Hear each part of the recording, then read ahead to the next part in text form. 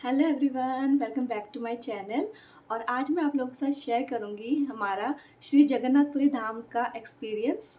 और साथ ही कुछ ऐसी बातें बताऊंगी जो आपको ना तो इंटरनेट पे मिलेंगी और ना ही आपको लोग बताते हैं। तो चलिए वीडियो को स्टार्ट करते हैं।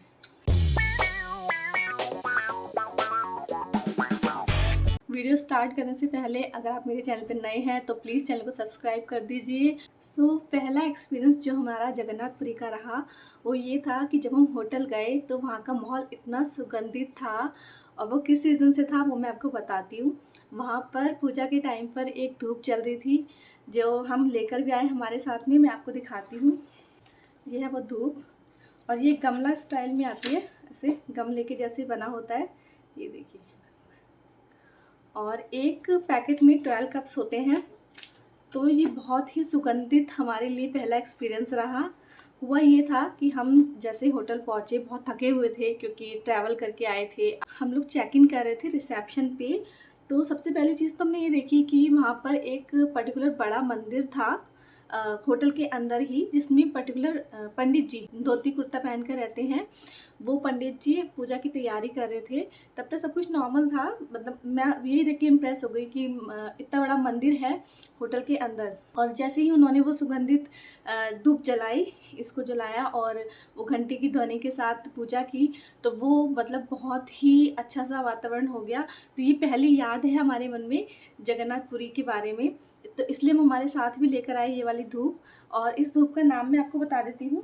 इसका नाम है आशिका कप सा ब्राह्मणी, ये नाम है इसका। और 12 कप्स आते हैं इसके अंदर। हम वहाँ से खरीद के लेकर आए, 84 रुपीज़ इसके चार्जेस हैं। हम लोग 4 पैकेट ही ला पाए, इससे ज़्यादा हम लेके नहीं आए। तो ये पहला एक्सपीरियंस रहा। दूसरा एक्सपीरियंस क्या रहा कि जब हम जगन्नाथपुरी जाते हैं, मंदिर की तरफ जाते हैं होटल से, तो हम लोग पैदल ही गए थे क्योंकि हमारे होटल से ज़्यादा दूर नहीं था। तो इसलिए तो जो जाने का रास्ता है वो आपने मेरी वीडियो में देखा होगा कि वहाँ पर किस तरह से उन्होंने रंगोली वगैरह बनाई हुई थी रास्ते में। और उस दिन एकादशी थी तो इसलिए वो और ज़्यादा स्पेशल हो गया हमारे लिए। तो एकादशी थी तो सब घरों के बाहर मतलब उन्होंने कुछ अपने रिचुअल्स किए हुए थे भगवान जी के। तो वो सब देखते हुए जाना बहुत अच्छा लग रहा था। अगर आप वो सब देखना चाहते हैं तो आप मेरी वो वीडियो देख लीजिए, मैं इसमें लिंक दे दूँगी डिस्क्रिप्शन में। नेक्स्ट पॉइंट जो मैं आपको बताना चाहूँगी वो ये है कि मंदिर के बाहर की दुकानों से जो प्रसाद मिलता है वो आपको नहीं खरीदना है मंदिर में चढ़ाने के लिए। वो बाहर ही रखवा दिया जाता है सिक्योरिटी में, वो अंदर नहीं ले जाने देते। अंदर सिर्फ अंदर बना हुआ प्रसाद ही चढ़ता है, इसलिए आपको बाहर से प्रसाद नहीं लेना है। मंदिर के अंदर आपको प्रसाद मिलेगा। और मंदिर के अंदर आपको फ़ोन वगैरह कुछ लेके जाने नहीं देते। सिर्फ आप कैश लेके जा सकते हैं, छोटा सा हैंड बैग टाइप लेके जा सकते हैं, लेकिन फ़ोन अलाउ नहीं है। तो आप कैश ज़रूर लेकर जाइए क्योंकि मंदिर के अंदर अगर आप प्रसाद चढ़ाना चाहते हैं तो उसकी मिनिमम अमाउंट है 500 रुपये। तो आपके पास इतने पैसे तो होने चाहिए। तो और वैसे तो बढ़ते बढ़ते फिर वो आगे और अमाउंट हो जाता है। और अलग अलग नाम है प्रसाद के जो मुझे याद नहीं है। अभी हमने चढ़वाया था 1500 रुपये वाला, इतना मुझे अच्छे से याद है कि हमने 1500 रुपये वाला चढ़ाया था। हमारे पास इतना कैश था लकीली अंदर मंदिर में जाने के बाद। अदरवाइज़ अगर आप सब कुछ बाहर छोड़ के चले जाएंगे तो फिर आप अंदर प्रसाद नहीं चढ़ा पाएंगे और हो सकता है कि आपको थोड़ी निराशा हो। तो इसलिए।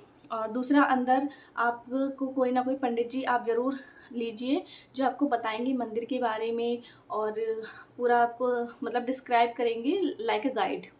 तो वो भी कुछ दक्षिणा लेते हैं। तो वो ज़्यादा नहीं लेते, 100 रुपीज़ 200 रुपीज़, मतलब अब वो आपसे अमाउंट नहीं बोलेंगे। वो कहेंगे कि आप अपनी इच्छा अनुसार हमें दक्षिणा दे दीजिएगा। तो वो मुझे बहुत अच्छी चीज़ लगी कि उन्होंने अमाउंट सेट नहीं की हुई है। श्रद्धालु अपनी मर्ज़ी से जितना चाहे वो दे सकता है। तो ये चीज़ भी मुझे बहुत अच्छी लगी। और मंदिर के अंदर का एक्सपीरियंस तो वर्ड में एक्सप्रेस नहीं कर सकती, उसके लिए तो आपको जाना ही पड़ेगा वहाँ पर। मैं कितना भी चाहूँ तो मैं एक्सप्रेस नहीं कर सकती, लेकिन बहुत ही धार्मिक फ़ील आती है और बहुत ही अच्छा एक्सपीरियंस था अंदर का। अंदर जाकर आप पूरी तरह से भक्ति में हो जाएंगे, भगवान के हो जाएंगे। और फ़ोन ना ले जाने वाला पॉइंट मुझे इसलिए अच्छा लगा कि अलाउ नहीं है, क्योंकि अदरवाइज़ आप फ़ोटोज़ वगैरह वीडियोज़ वगैरह बनाने में ही लग जाते हैं। आप भगवान के दर्शन ढंग से नहीं कर पाते क्योंकि मुश्किल से 5-5 मिनट ही मिल पाता है आपको। तो तो इसलिए हम लकी थे कि हम लोग उस टाइम पे गए जब हम लोग गए थे सुबह 10 बजे, और सिक्योरिटी की लाइन में ही हमको आधा पौना घंटा लग गया। और सब कुछ अपनी चप्पल वगैरह सब कुछ कूपन के थ्रू जाती है, आप रखवाते हैं सामान अपना, तो उसमें वो सारे प्रोसेस में हमको आधा घंटा लग गया। तो आधा घंटा ऐसे वेस्ट गया। फिर अंदर जाने के बाद जो मंदिर तक पहुंचते हैं, वो जो लाइन वाला सिस्टम है वो उसमें टाइम लगता है, लेकिन अंदर दर्शन बहुत अच्छे तरीके से हो गए। तो ये चीज़ मुझे बहुत अच्छी लगी कि एक तो वहाँ पर कोई भी दान पात्र जैसा कुछ नहीं था, और अपनी मर्ज़ी से आप चढ़ाना चाहें तो चढ़ाएं, नहीं चढ़ाएंगे तब भी आपको सेम ट्रीट किया जाएगा, चढ़ाएंगे तो भी आपको सेम ट्रीट किया जाएगा। ये मुझे बहुत अच्छा बात लगी इसकी।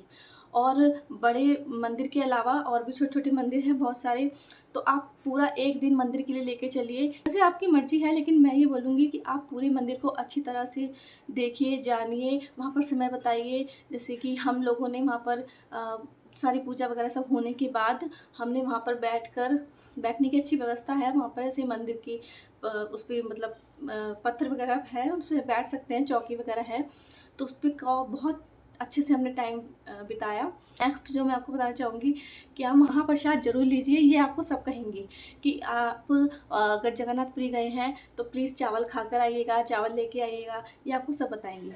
लेकिन महाप्रसाद भी आपको पैसों में मिलता है, ये आपको किसी ने नहीं बताया होगा।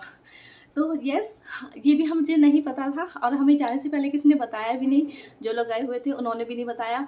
ये ज़रूर सबने कहा कि आप चावल खा के आइएगा वहाँ पर, क्योंकि उसके बाद बंदिश ख़त्म हो जाती हैं और बहुत शुभ माना जाता है अगर वहाँ पे जाके प्रसाद ग्रहण करते हैं, जिसे महाप्रसाद कहा जाता है। हमने उसके लिए वेट किया था, क्योंकि उस टाइम खाना जा रहा था, बनने के लिए जा रहा था। उस बनने के बाद फिर भगवान जी को भोग लगेगा, फिर उसके बाद वो डिस्ट्रीब्यूट होगा श्रद्धालुओं में। 2 घंटा हमने वहाँ पर वेट किया था प्रसाद के लिए। तो वो 2 घंटा हम पूरी तरह से, क्योंकि ना फ़ोन था ना कुछ था, तो हम लोग बातें भी कर रहे थे, तो सिर्फ भगवान जी से रिलेटेड, मंदिर से रिलेटेड, वहाँ की मंदिर की कलाकृति से रिलेटेड यही बातें हो रही थी। वहाँ कोई फ़ोन में लगा हुआ नहीं था, कोई व्हाट्सएप नहीं, कोई इंस्टाग्राम, कुछ भी नहीं। तो पूरी तरह से भगवान में हो जाते हैं। और नेक्स्ट क्या है कि जब हम महाप्रसाद लेने के लिए गए तो वहाँ पर मुझे क्या चीज़ अच्छी लगी कि कोई भी पॉलीथीन का कोई यूज़ नहीं है वहाँ पर। अगर आप वहीं बैठकर खाना चाहते हैं तो आपको पत्तल के अंदर मिलता है खाना, और अगर आप घर लेकर जाना चाहते हैं तो फिर वो कुल्हड़ की इस तरह से मटके होते हैं, साइजेस बढ़ते रहते हैं, आपको डिपेंड करता है आप कितने लेना चाहते हो। उसकी जो मिनिमम शुरू होती है अमाउंट महाप्रसाद की, वो होती है 100 रुपये से स्टार्ट। तो हमने पहले एक ही पत्तल लिया था, फिर हमने उसको देखा कि हम खा पाएंगे या नहीं, तो हमें अच्छा लगा। फिर हमने 2 पत्तल और लिए, तो हम 300 रुपये में हमारी पूरी फैमिली ने अच्छे से खा लिया। मतलब पेट भर जाता है। और ये बात सच है कि वहाँ से कोई भी श्रद्धालु भूखा नहीं जाता, या जो खाने के लिए आता है, वहाँ गिनती होकर कभी खाना नहीं बनता, लेकिन उसके बावजूद भी कोई कभी खाली हाथ नहीं जाता। इतना डिस्ट्रीब्यूट होने के बाद भी शाम को बच जाता है, जो फिर फ्री में बांटा जाता है।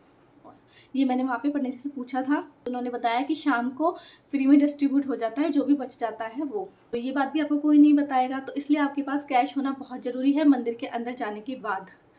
तो और फिर पंडित जी को दक्षिणा देनी है, सो अलग। तो ये भी एक एक्सपीरियंस है जो मैं आपको बताना चाहूँगी। और मैं एक चीज़ और शेयर करना चाहूँगी, वो हमारे राजस्थान के बारे में है। राजस्थान में क्या होता है, जब आप कोई तीर्थ करके आते हैं तब आपको अपनी ननद को सुहाग छाबड़ी देना होता है। तो मैंने मेरी ननद को दी, उसकी वीडियो क्लिप मैं इसमें लगा दूँगी। तो ये चीज़ मुझे अच्छी लगती है कि आप जब बाहर से आते हैं, तीर्थ करके आते हैं, तो आपको अपने बड़ों का कुछ मनोहार करना होता है, उनका सम्मान करने जैसा हो जाता है। तो ये चीज़ अच्छी लगी, मैंने की। और दूसरी चीज़ ये होती है कि जो हमारे बड़े होते हैं हमारे परिवार में, रिलेटिव्स, उनके घर हमें पैर छूने जाना होता है कि हम तीर्थ करके आए हैं ऐसे। और जो हमसे छोटे होते हैं वो लोग हमारे पास आते हैं हमारे पैर छूने के लिए, और कच्चे दूध से पैर धोए जाते हैं, पैसे दिए जाते हैं, माला वगैरह पहनाते हैं। मतलब बहुत अच्छे से ट्रीट किया जाता है। जो तीर्थ करके आता है उसको भगवान स्वरूप मान लिया जाता है। और पैर छूने का रस्म ये है कि पैर छूने का मतलब होता है कि उसको भी पुण्य मिल गया, इस तरह से। मेरे पीहर में ये होता है, मैं यूपी साइड से बिलोंग करती हूँ, दिल्ली एनसीआर से। तो हमारे यहाँ ये होता है कि जब हम कोई तीर्थ करके आते हैं तो कन्या जिमाते हैं, तो जैसे नवरात्रि में कन्या लंकन होते हैं, इस तरह से। तो मेरे मम्मी पापा ने तो वो रिचुअल किया था और हमने ये वाला रिचुअल किया था। आई होप कि आपको वीडियो अच्छी लगी होगी। सो प्लीज़ मेरी वीडियो को लाइक कीजिए, शेयर कीजिए, चैनल को सब्सक्राइब कीजिए और नोटिफिकेशन बेल को प्रेस कर दीजिए, जिससे मैं जो भी नई वीडियो बनाऊंगी वो आप तक नोटिफिकेशन आ जाएगा। और आप चाहें तो कुछ कमेंट में लिख के मुझे सजेशन दे सकते हैं, और कुछ पूछना चाहते हैं तो भी, और अपने दोस्तों के साथ शेयर कीजिए। Thank you for watching. Bye bye.